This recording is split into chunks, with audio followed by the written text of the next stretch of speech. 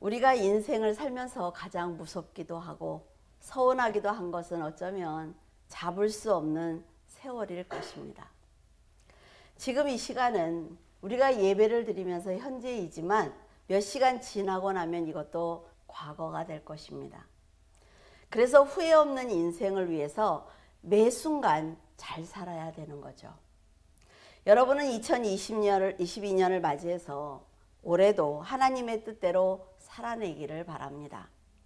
늘 건강하고 지혜로우며 범사에 감사할 수 있는 복을 받기를 바라요. 그래서 여러분들을 위해서 기도하면서 참 많은 생각을 했어요. 여러분들도 송구영신 예배 들으셨죠? 저도 송구영신 예배를 이제 혼자서 드려야 되니까 하나님과 가족을 이뤄서 하나님이 아버지고 앞에 앉아 계신다고 생각을 하고 저도 예배를 드렸어요.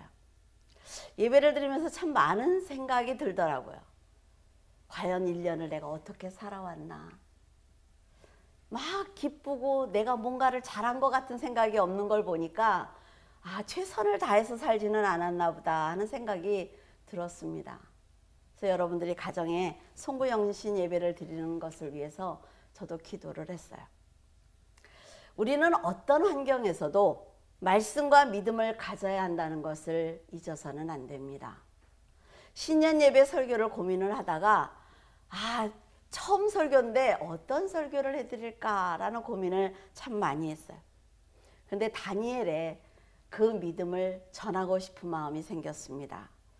다니엘이 총리로 재임하던 바벨론의 역사와 메대와 페르시아의 역사까지 다 알아야만 여러분들에게 연도를 얘기하지 않아도 이 순서에 맞춰서 잘 전할 수 있기 때문에 연도를 하는데 머리에 쥐가 나는 줄 알았어요.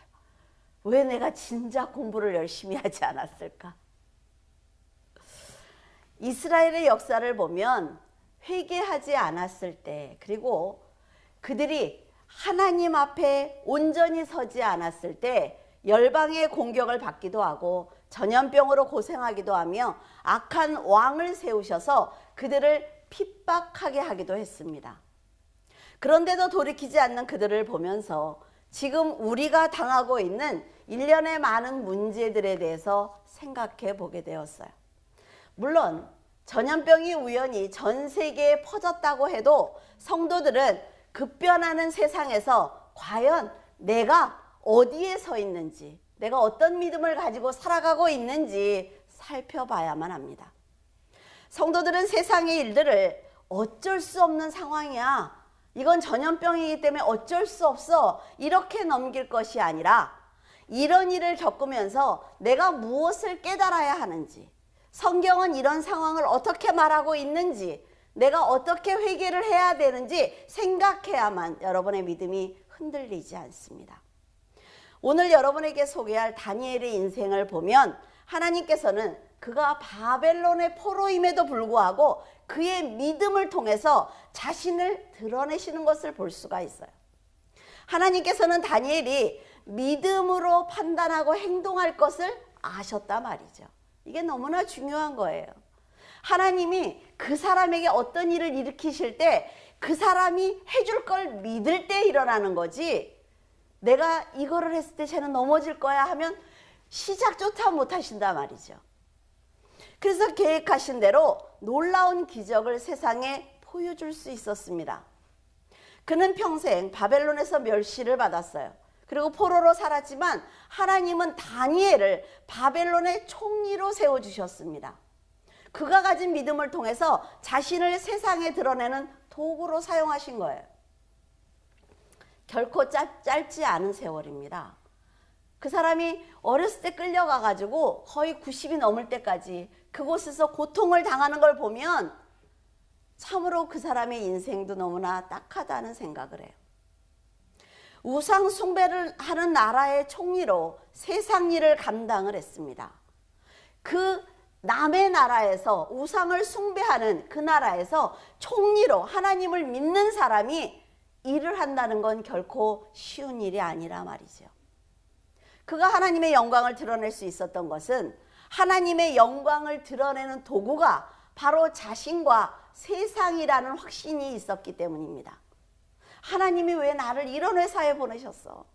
하나님이 왜 나한테 이런 일을 하시게 해? 라고 고민할 것이 아니라 내가 하나님을 위해서 이 세상과 나 자신을 통해서 어떻게 하나님의 일을 드러낼 수 있느냐 고민하셔야 된단 말이죠. 비록 바벨론에서 살고 있지만 하늘에 소망을 두었기 때문에 그는 감당할 수가 있었습니다. 유다 사람이 바벨론 총리의 직을 수행한다는 것은 결코 쉬운 일이 아니에요. 그런데 그가 총리이기 때문에 할 수 있는 일이 상당히 많았습니다. 요셉이 애굽의 총리였기 때문에 가뭄으로 고통을 받는 아버지와 형제와 친척들을 모두 살릴 수 있었단 말이죠. 그 사람이 일개 그냥 뭐 작은 일을 감당한 사람이면 어떻게 가족들을 데리고 올 수가 있겠어요? 근데 우리가 잘 생각해야 되는 것은 하나님께서 그를 통해 이스라엘 백성들을 애굽의 노예로 만들기 위해서 요셉을 사용했다고 생각하시면 안 됩니다.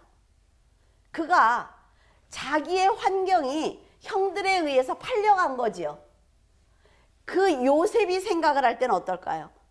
내가 하나님의 역사를 위해서 팔려가고 있어 그럴까요? 아니요. 형들이 왜 날 팔았지?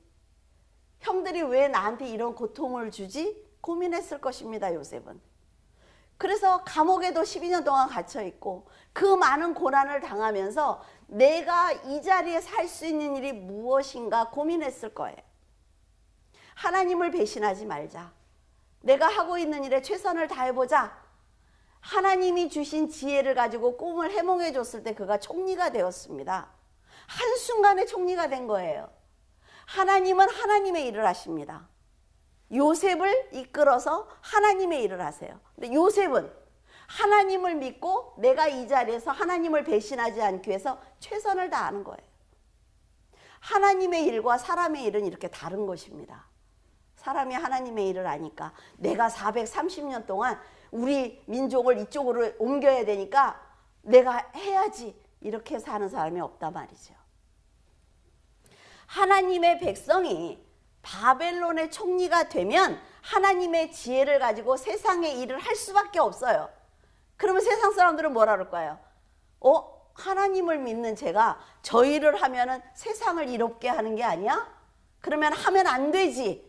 그러면 기독교인들은요, 할 수 있는 일이 하나도 없습니다. 내가 맡고 있는 일에 최선을 다해야 돼요. 그래서 어떤 일을 하고 세상이 어떻게 돌아가는지 알아야만 성도들을 피할 길로 인도할 수가 있습니다. 하나님이 그 일을 하라고 그에게 그걸 맡겨주는지 어떻게 알아요? 나는 이거 할 수가 없어. 그래서 회사를 그만둡니까? 지금 성경에 보면 하나님은 이스라엘 백성들을 총리로 그리고 부자로 만들어 주셔서 하나님의 일을 하도록 돕는 것을 볼 수가 있단 말이죠. 여러분들이 있는 자리에서 정확하게 파악하라고요. 그거를. 지금 어떻게 돌아가고 있고 내가 무슨 일을 하고 있는지 정확하게 알면 하나님을 위해서 많은 일을 할 수가 있습니다. 요셉이 애굽을 위해서 충성한 건 430년 동안 종살이를 시키기 위해서 그 발판을 만든 것이 아니라 말이에요. 하나님이 자기에게 주어진 일을 최선을 다한 것입니다. 총리였기 때문에 자신이 가진 힘으로 친척들을 애굽에서 살리는 선한 일을 감당할 수 있었어요. 그것뿐이지 그가 일부러 한 것은 아니라는 거죠. 그런데 시간이 지나면서 요셉이 만들어 놓은 그것을 악한 자들이 사용할 수 있습니다. 이걸 잘 분별하셔야 돼요. 악한 자들이 사용할 수가 있어요. 여러분들이 뭘 만약에 발명을 했어요. 좋은 뜻에서 했단 말이죠. 세상을 이롭게 하기 위해서. 근데 악한 자들이 그걸 사용할 수가 있어요. 자기 걸로. 그럴 때 여러분들이 그 일을 하면서 악한 자들이 사용하는 것이 아니라 하나님을 위해서, 하나님의 이름을 위해서 제가 이 일을 할 수 있게 해달라고 기도해야 됩니다. 분명히 기도해야 돼요. 세상도 마찬가지죠. 열심히 나라를 위해서 열심히 일을 한단 말이죠. 세상을 위해서. 더 좋은 나은 생활을 위해서. 그걸 악한 사람의 악한 의도를 가지고 사용하는 거예요. 그건 세상이 흘러가는 것입니다. 그래 따라서 우리가 일을 안 합니까? 해야죠. 그러니까 여러분들이 기도하는 것, 그리고 국제 정세를 바라보는 영적인 눈을 키우는 게 굉장히 중요합니다, 여러분. 드라마만 막 돌려가면서 보지 말고 뉴스를 해서 뭐 경제가 코스닥 이러면 탁 돌려버려. 무슨 내가 알아서 뭐 할까 저 코스닥을 알아서. 이러지 말고 보셔야 돼요. 그래서 지금 어떻게 돌아가는지, 어떤 나라가 어떤 정책을 펴고 있는지 아셔야 됩니다. 그래야만 세상을 볼 수가 있단 말이죠. 성경과 같이 여러분들이 세상을 보는 눈이 키워진단 말이죠. 굉장히 중요한 것입니다. 이사야 44장 28절에 고레스에 대하여는 이르기를 내 목자라 그가 나의 모든 기쁨을 성취하리라 하며 예루살렘에 대하여는 이르기를 중건되리라 하며 성전에 대하여는 내 기초가 놓여지리라 하는 자니라. BC 539년에 바벨론 왕 벨사살이 연회를 베풀었습니다. 여러분 이렇게 손가락에 나와서 글씨 쓴 거 기억나시죠? 그 밤에 바사 왕, 그러니까 바사가 페르시아죠. 그 초대 왕인 고레스가 바벨론 제국을 멸망시켰습니다. 그래서 바사 제국을 세웠어요. 그러니까 바벨론 다음엔 바사겠죠. 고레스는 바벨론의 포로가 된 유다 백성들을 하나님의 명령대로 본토로 귀환을 시킨 사람이에요. 그리고 성전을 재건할 수 있도록 선정을 베푼 왕입니다. 고레스. 근데 놀랍게도 하나님께서는 고레스가 태어나기 150년 전에 이사야 선지자를 통해서 예언을 하도록 했어요. 근데 딱 고레스라고 거기에 기록이 되어 있죠. 이름까지 기록이 되어 있단 말이죠. 그래서 학자들은, 일부 학자들은 이 하나님의 역사를 믿지 않는 사람들은 그렇게 얘기를 합니다. 그러니까 이사야서가 뒤에 기록이 되었을 것이다. 그러니까 고레스를 아니까 그렇게 썼을 것이다 라고 얘기를 합니다. 그러나 하나님의 역사는 그렇지 않단 말이죠. 유대인 역사가 조세푸스에 따르면 고레스는 이사야가 자기의 이름을 기록한 그 예언의 성경을 눈으로 보았다고 했어요. 그래서 성경의 예언처럼 자기가 예루살렘 성전을 건축하는 것을 도와줘야 되겠다라고 결심을 했다라고 기록을 하고 있습니다. 예언을 성취한 고레스를 여러분에게 전하기 위해서는 느부갓네살과 벨사살을 비롯해 다니엘이 섬긴 왕들을 먼저 소개해야만 합니다. 느부갓네살은 바벨론의 창설자인 아버지 느보폴라살과 함께 최강대국인 아수르를 점령을 했습니다.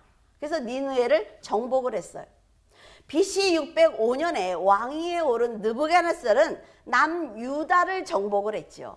그래서 예루살렘은요, 여러분 정복하기가 쉬운 곳이 아닙니다. 이렇게 경사진 그 산 위에 있기 때문에 그거를 정복한다는 건 쉬운 게 아니에요. 그래서 성벽과 비슷하게 토성을 쌓았잖아요. 나중에는 도저히 안 되니까. 그래서 여호와긴과 여호와긴을 차례로 바벨론의 포로로 잡아갔어요. 그 왕들을. 끝까지 항전하던 예루살렘을 함락시키고 시드기야 왕과 많은 유다 백성들을 바벨론으로 포로로 끌고 갔습니다. 그리고 두로와, 지도를 띄워주실래요? 두로와 수리아. 수리아는 성경에 보면 시리아, 아람입니다. 같은 나라예요. 수리아와 모압과 암몬을 차례로 함락을 시켰어요. 그러니까 얼마나 큰 강대국이 됐겠습니까? 굉장하겠죠. 그는 포로들을 동원을 해서 바벨론 각처에 있는 성벽과 왕궁을 세우도록 했죠. 그리고 무로닥 신전을 수축하도록 했습니다. 여러 개의 대운하를 만들었단 말이에요. 그러니 바벨론이 얼마나 강대국이 됐겠어요. 느부갓네살에게 감히 도전할 나라가 없었단 말이죠. 느부갓네살의 부인 아미티스를 위해서는 메대에 공중정원을 세웠습니다. 공중정원이 굉장하지 않습니까? 얼마나 멋있어요. 아내를 위해서. 저 안에 방이 100개나 있어요. 아내를 위해서 저렇게 공중 정원도 세우는데 올해 아내를 위해서 옷 한 벌은 사줄 수 있지 않겠습니까? 너무 좋아. 그쵸? 그래서 오늘날까지 세계 7대 불가사의 가운데 하나로 보고 있습니다. 저걸 어떻게 만들었지? 놀라는 거예요. 막강한 권력을 가진 느부갓네살이 어느 날 꿈을 꾸었습니다. 그래서 박수와 술객과 이런 점쟁이들을 다 불러서 내 꿈을 해몽을 해라 라고 얘기를 하는데 하는 사람이 없었어요. 그러니까 왕은 다니엘을 불러서 벨드사사라 이렇게 살사라 이렇게 한다니까. 이름을 이렇게 한번 잘못 외우면 벨드사사라 까꾸로 이렇게 바벨론의 이름입니다. 네 안에는 거룩한 신들의 영이 있는 걸 나는 알아. 네가 지혜와 총명이 있는 것을 내가 알아. 그러니까 내 꿈을 해석해 달라고 부탁을 했습니다. 느부갓네살이 다니엘에게 전한 꿈은 이렇습니다. 땅의 중앙에 한 나무가 있었어요. 그 나무가 자라서 굉장히 견고해지고 하늘에 닿았고 땅에서도 다 보일 정도로 아주 큰 나무였습니다. 그 잎사귀는 굉장히 아름답고 열매는 많아서 만민이 먹을 만했다는 거죠. 그러니까 나무가 얼마나 컸겠어요. 들짐승들은 그 그늘에서 쉬고 있었고 공중에 나는 새는 그 가지에 앉아 있었습니다. 그리고 육체를 가진 모든 것이 거기서 먹을 것을 얻었더라 이렇게 돼 있습니다.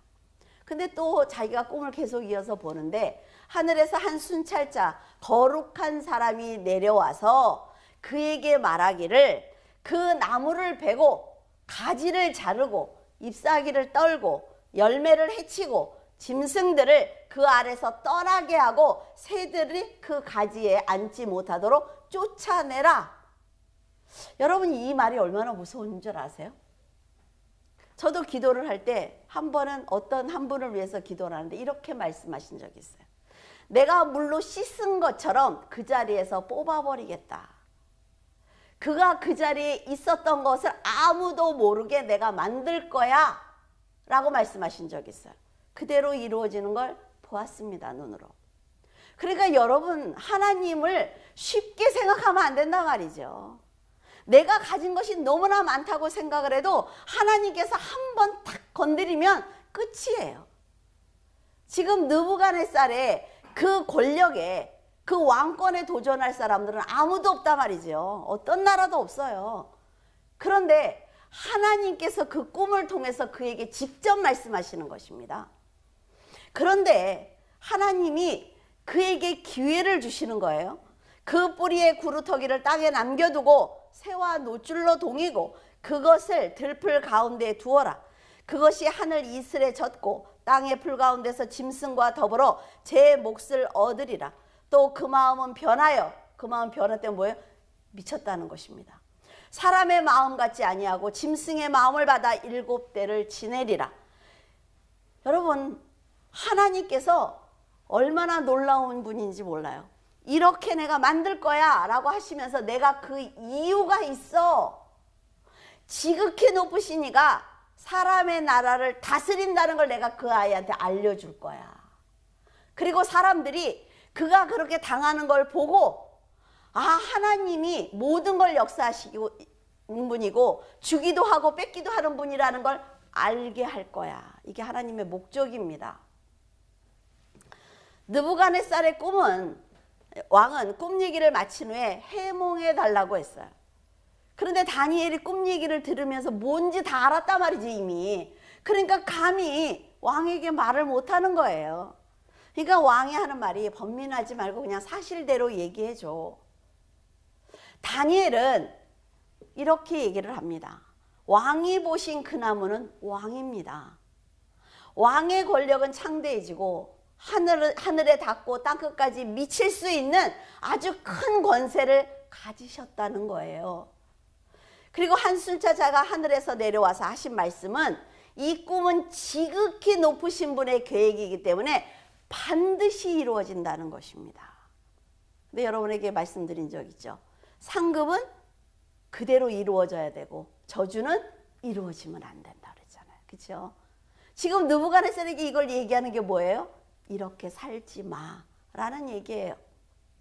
왕은 사람에게 쫓겨나서 들짐승과 함께 살며 소처럼 풀을 먹고 하늘 이슬에 젖는 연단을 7년 동안 받을 것입니다. 그런데 하나님이 이렇게 하신 이유는 당신이 하나님을 알게 하기 위해서. 그러면 회복시켜 주실 것입니다. 당신의 삶을 보고 하나님이 두렵다는 것, 하나님은 살아계신 분이라는 걸 깨닫는 사람은 누구든지 하나님께서 기회를 주실 것입니다. 라는 얘기입니다. 나무 뿌리에 구루터기를 남겨둔 것은 하나님이 당신에게 기회를 준 거라는 거예요. 회복시킬 수 있는 기회를 준 거라는 것입니다. 그러나 왕은 해몽을 들었어요. 여러분도 궁금한 거 있으면 와서 물어보잖아요. 들었어요. 듣고 말아버리는 거죠. 아, 그거? 아, 나도 알아. 아, 목사님은 얘기할 때 맨날 똑같은 얘기를 하세요. 끝. 다니엘은 마음에 새기지 않았다는 거죠. 그는 하나님이 주신 꿈에 대해서 듣고도 1년 동안, 하나님 대단하지 않습니까? 꿈을 꾸고 1년 동안 기다려주세요. 1년 동안 자신의 능력을 자랑하면서 그대로 살아가는 거예요. 어느 날 그는 왕궁 지붕을 거닐었습니다. 거닐면서 바벨론을 쫙 내려다보는 거예요. 그러니까 너무 멋있는 거죠. 아, 이게 다 내 거야? 내가 이 정도로 능력이 있어? 와, 내가 이런 사람이었어? 라고 기뻐했습니다. 그 말이 끝나기 전에 갑자기 하늘에서 소리가 나면서 느부갓네살아, 내게 말하노니 나라의 왕위가 너한테서 떠났다 라는 하나님의 음성이 들렸습니다. 네가 사람에게 쫓겨날 것이고 들짐승처럼 7년을 살 거야 라고 하시면서 다니엘이 해석해 준 것과 똑같은 말씀을 하신 거예요. 여러분, 하나님의 이렇게 두려운 음성을 들어본 적 있습니까? 하루는 어떤 분은 자다가 하나님이 큰 물소리와 같은 음성을 가지고 네가 회개하지 않으면 내가 너를 버릴 거야 라는 음성이 들린 거예요. 얼마나 무서웠겠어요, 그렇죠? 그래도 돌이켰을까요? 돌이키지 않습니다, 여러분. 그래서 우리는 기적을 바라지만 기적은 소용없는 거예요. 우리가 일상에 만나는 작은 일들을 통해서 믿음으로 살고자 돌이키는 게 중요한 거지, 하나님의 음성을 듣고 환상을 보고 다 소용없는 것입니다. 우리가 진정으로 어떤 믿음을 가졌느냐, 이게 너무 중요한 거라 말이죠. 다니엘은 하나님의 꿈 직접 꿨잖아요, 자기가. 그리고 하나님의 사람인 다니엘로부터 해몽도 들었어요. 그러나 돌이키지 않는 것입니다. 여러분, 하나님이 기회를, 하나님은 바로 징계하시는 분이 아니에요. 여러 번의 기회를 주고 경고하시고 깨닫게 하시는 분입니다. 그런데 그는 1년 동안 똑같이 살았다는 거죠. 자기가 하던 행동 그대로 자랑하고 술 먹고 여자들과 놀고 자기 자신을 높이고 똑같이 살았어요. 하나님을 두려워하지 않던 그는 소처럼 풀을 먹게 되었습니다. 몸은 하늘 이슬에 젖었고, 하늘 이슬에 젖으면 어떻게 해야 돼요? 집안에 있지 못하는 거지요. 머리털은 독수리 털과 같이 자랐고 손톱은 새 발톱처럼 되었어요. 씻지도 못했다는 얘기 아닙니까? 하나님이 약속하신 7년 동안 이렇게 살았습니다. 그러면 7년, 아니 그렇게 당하면 1년만 하다가 돌이키면 되지 않아? 못 돌이킨다니까요. 연단의 굴에 들어가면 하나님이 정하신 때까지 절대 나오지 못합니다, 여러분. 나올 것 같지요? 우리가 터널을 들어갈 때 터널 중간에 나갈 수 있어요? 못 나가요, 여러분. 고속도로를 달리면서 나갈 수 있는 길이 있잖아요. 그때는 빠져나갈 수 있습니다. 그러나 터널에 들어가면 그때부터 못 나간단 말이죠. 그래서 1년 동안 기다려 주셨잖아요. 나가라고. 7년 동안 연단을 받는 거예요. 그가 돌이키지 못하도록 그의 마음까지 변하게 하십니다. 정신병자로 만들었다는 얘기죠. 그는 연단이 끝나가자 지금까지 자신의 자랑이었던 바벨론이 내 능력이 아니었구나라는 걸 깨닫게 되었습니다. 이것도 하나님 말씀하신 거잖아요. 깨닫게 될 거야. 하나님이 나에게 맡겨주신 거구나. 그때야 깨달았어요. 다니엘 5장 24절에서 28절 이러므로 그의 앞에서 이 손가락이 나와서 이 글을 기록하였나이다. 기록된 글자는 이것이니 곧 메네 데겔 우바르시니라. 그 글을 해석하건대 메네는 하나님이 이미 왕의 나라의 시대를 세워서 그것을 끝나게 하셨다 하며 데겔은 왕의 나라가 나뉘어서 메대와 바사 사람에게 준비되었다 함이니이다 하니 바벨론은 지금 느부갓네살의 손자인 벨사살이 통치하고 있었습니다. 느부갓네살은 죽었겠죠. 벨사살은 교만하고 방자한 사람입니다. 예루살렘에서 가져온 성전의 기명을 가지고 귀족과 왕후와 자기의 첩들과 천여 명과 지금 잔치를 벌이고 있는 거예요. 그때 사람의 손가락이 나타난 거예요. 이렇게 얼마나 놀랐을까요? 여러분들도 만약에 이렇게 멍하니 앉아있는데 갑자기 손가락이 나서 회개하라 그러면 얼마나 놀라겠어요, 여러분? 지금 그런 거예요. 얼마나 놀랄까? 술에 취해서 즐겁게 놀던 왕은 글씨를 쓰고 있는 그 손가락을 보자 뼈마디가 녹는 것 같았다고 기록되어 있습니다. 무릎이 어때요? 서로 부딪히는 것처럼 두려웠대요. 얼마나 무서웠으면. 이때 느부갓네살의 아내 아미티스가 살아있었어요. 느부갓네살은 죽었지만 다니엘이 남편에게 꿈 해석을 해준 걸 봤지요. 그리고 그 꿈이 성취되는 걸 봤어요. 그러니까 벨사살에게 들어온 겁니다. 그 잔치 자리에 들어와서 하는 말이 다니엘은 신들의 영이 있는 사람이고 지혜와 총명이 있는 사람입니다. 이렇게 두려워하지 말고 다니엘을 부르세요 라고 얘기를 했죠. 벨사살은 다니엘이 들어오니까 저는 얼마나 이걸 읽으면서 얄밉던지 뭐라 그러냐면 네가 나의 부왕이 유다에서 잡아온 유다 포로 중에 하나인 다니엘이냐? 이게 어때요? 상대를 존중하는 거예요? 야, 넌 하찮아. 나는 왕이고 너는 포로잖아. 그러니까 지금 저걸 해석해봐. 이렇게 얘기해요. 그러면서 네가 해석을 하면 내가 너를 셋째 통치자로 만들어줄게. 지금 벨사살이 자기 아버지와 함께 통치를 하고 있거든요. 그러니까 아버지는 뭐예요? 첫째 통치자잖아요. 자기가 둘째예요. 그러니까 네가 만약에 저걸 하면 너를 셋째로 세워줄게. 이렇게 얘기하는 거예요. 얄밉지 않습니까? 이걸 얄밉게 말해야 되는데 아유 좀 잘 안 돼가지고. 그러니까 다니엘이 상급이 필요 없다고 말합니다. 상급은 필요 없지만 내가 당신에게 저거를 해석은 해주겠습니다. 라고 얘기를 해요. 그래서 다니엘이 화가 난 거예요. 그래서 벨사살 왕한테 이렇게 얘기를 합니다.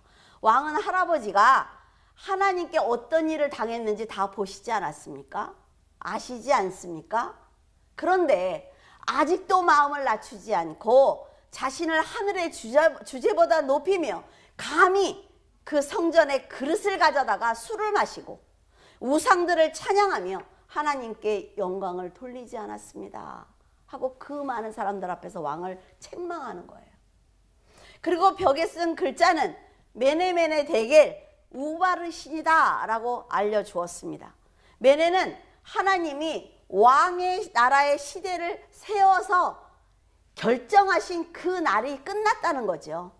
끝났습니다. 당신 이제. 그리고 데겔은 왕을 저울에 달아보니까 부족합니다. 베레스는 나라가 나뉘어서 메대와 바사 사람에게 준다는 뜻입니다 라고 얘기를 했어요. 아니 우바르신이 아니라 왜 베레스라고 그랬어? 또 속을 그러죠. 그런데 이건 우바르신의 단수 수동태 분사형이에요. 뭐 나한테 설명해 달라는 거 아니죠. 네이버를 찾아보세요. 나뉜다는 뜻입니다. 다니엘 5장 30절에 보면 하나님을 모욕하면서 술과 여자와 우상 숭배에 빠졌던 바벨론 왕 벨사살은 그날 고레스에게 죽임을 당합니다. 정복했잖아요. 그죠? 그는 마지막 밤, 그의 마지막 밤은 바벨론의 마지막 밤이었어요.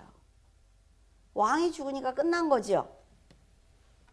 근데 이 기록을 찾아보니까 그런 기록이 있더라고요.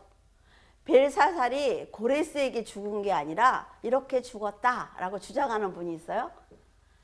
벨사살이 이제 너무 무서운 거예요. 손가락 그걸 듣고 나니까 자기 방으로 도망갔대요. 그래서 방에서 보초를 세우고는 아무도 못 들어오게, 내가 죽을 수 있으니까 아무도 못 들어오게 이렇게 얘기를 했대요. 그러면서 만약 누가 와서 내가 벨사살이야 이래도 절대로 들여보내지 말고 그를 죽여라 이렇게 얘기했다는 거예요. 근데 벨사살이 갑자기 급한 일이 있어서 침실 밖으로 나갔대요. 나갔다 들어오면서 그 사람한테 내가 벨사살이라는데 걔가 죽였다는 거예요. 아, 그 사람 바보야 뭐야 그 사람을 세워놓고. 그 얘기를 들으면서 어찌나 웃기는지. 근데 여러분들 기억엔 또 이것만 남아. 할까 말까 했는데 여러분들이 워낙에 또 수준이 높으니까 고레스가 죽였어요. 고레스가. 벨사살은 지금 할아버지 느부갓네살의 인생을 통해서 하나님이 얼마나 두려운 분인지 알았지만 돌이키지 않는 거예요. 이게 무서운 겁니다, 여러분. 여러분들이 말씀을 듣고 성경을 읽고 기도를 해도 하나님 앞에 그래 나는 하나님을 믿어 여기까지만 가면 큰일 나는 거란 말이에요. 벨사살은 고레스에게 정복을 당할 아주 급박한 상황이었습니다. 손가락이 나타나서 벽에다 글씨를 쓰는 그런 상황이었어요. 엄청난 상황 아닙니까? 이때 술을 먹고 있는 겁니다, 여러분. 술을 먹으면 어떻게 된다 그랬어요? 이성을 잃는다고 말씀드렸어요. 하나님이 직접 쓰신 글을 다니엘에게 물으면서도 교만을 버리지 않았습니다. 해석을 잘하면 상을 주겠다고 아주 거만하게 굴었단 말이죠. 하나님과 하나님의 사람에게 교만한 행동을 했을 때 크게 책망을 받는다는 걸 아셔야만 합니다. 벨사살은 끝까지 신성모독을 한 사람이에요. 지난주에 말씀드렸죠. 신성모독이 얼마나 무서운지. 자신이 돌이킬 수 있도록 도와주는 다니엘을 조롱하는 것입니다. 그러니까 아쉬운 것만 이용하는 거죠, 다니엘을. 내가 급한 거, 내가 아쉬운 것만 이용하는 거예요. 그 다음에는 아쉬운 걸 이용할 수 있으면 그 사람이 가지고 있는 믿음은 여러분들의 삶에 모두 도움이 된다는 걸 아셔야 된다는 거죠. 근데 내가 듣고 싶은 건 듣고 안 듣고 싶은 건 안 들어요. 그래서 진심으로 도움을 줄 수가 없는 것입니다. 하나님께서는 바벨론 왕이라 할지라도 하나님을 섬길 기회를 이렇게 주십니다. 세상 사람들이라고 마음대로 하시는 게 아니라 말이죠.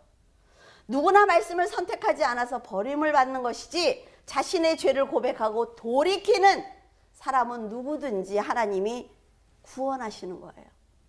바벨론 역사를 보면 기원전 BC 562년에 느부갓네살 왕이 죽고 나서 메대와 페르시아의 왕인 고레스가 바벨론을 함락하기까지 21년 동안 여러 명의 왕이 바뀌는 것을 볼 수가 있습니다.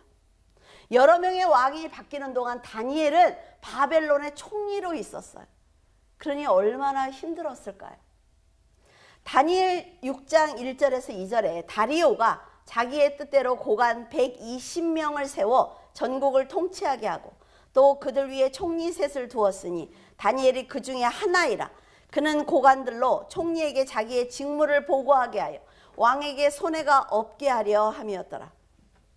역사가 요세푸스의 기록에 의하면 페르시아 왕 고레스와 다리오 왕은 장인과 사이의 관계입니다.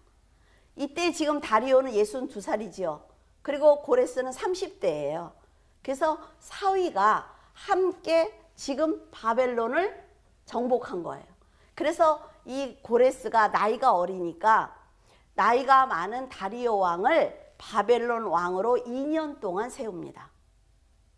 근데 이 다리오 왕에 대한 기록이 없어요. 아무리 찾아도 다리오 왕에 대한 기록이 없습니다.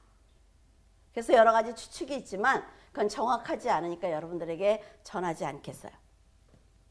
벨사살은 지금 메대와 바사 연합군이 바벨론의 많은 도시를 이미 점령했습니다.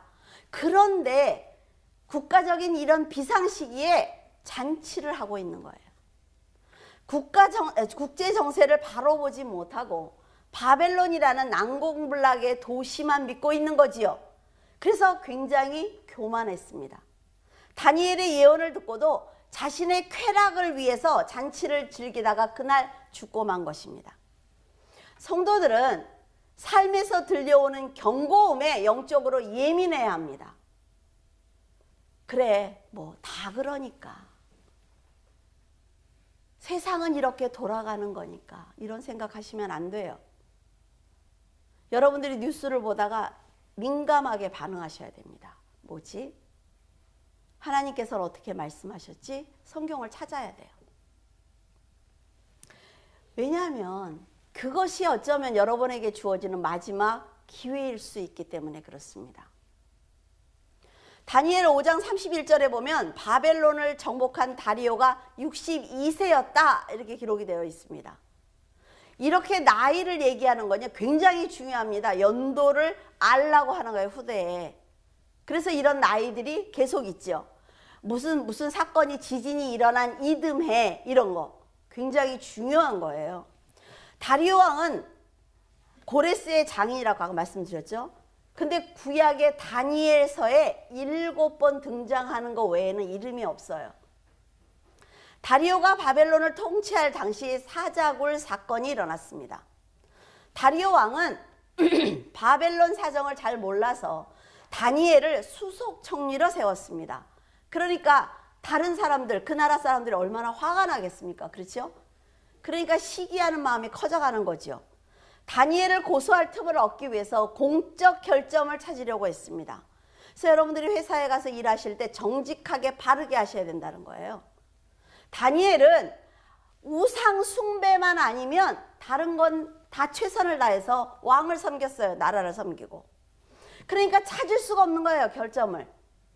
그들은 찾은 것이 무엇이냐면 그의 신앙입니다. 율법을 철저하게 지킨다는 걸 알았기 때문에 우상 숭배를 하지 않는 다니엘의 신앙을 공격의 기회로 삼습니다. 기독교인들이 당할 수 있는 일이죠. 세상은 다니엘의 철저한 믿음이 다니엘을 넘어뜨리는데 아주 효과적인 도구라고 생각을 한 거예요. 총리와 수령과 방백과 모사와 관원들이 모여서 회의를 합니다.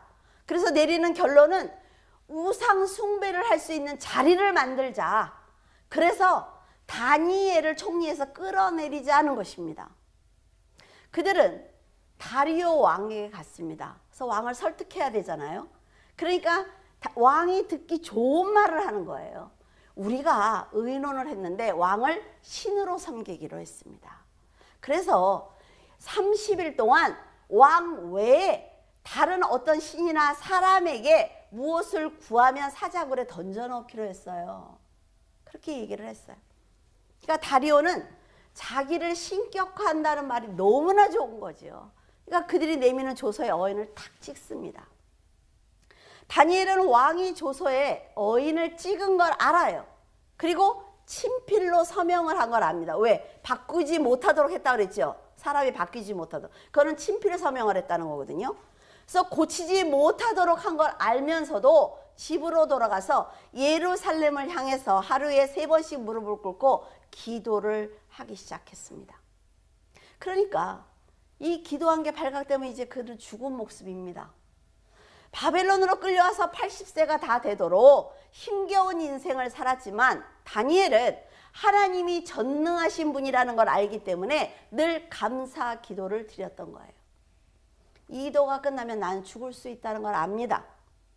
근데 다니엘은 변치 않는 하나님의 사랑을 알고 있습니다. 그래서 하나님을 버릴 수가 없는 거죠.